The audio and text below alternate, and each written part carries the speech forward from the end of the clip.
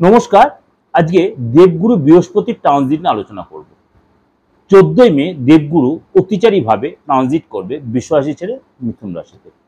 রাশির ক্ষেত্রে কি এফেক্ট দেবে চলুন তার একটু জেনে নিই। বৃষ রাশির আপনার সেকেন্ড হাউসে দেবগুরু বৃহস্পতির ট্রানজিট আপনার জন্য কিন্তু এই সময় কিন্তু ধনলাভ হবে, সুখ বাড়বে, মান প্রতিষ্ঠা হবে, কিন্তু আপনাকে কিন্তু মুখের কথায় অনেক বেশি সতর্ক হতে হবে। কারণ ভাষার জন্য যারা বিশেষ করে সেলস লাইনে আছেন বিশ্বাসী লোককে বলবো একটু সতর্ক হয়ে কথাবার্তা বলতে।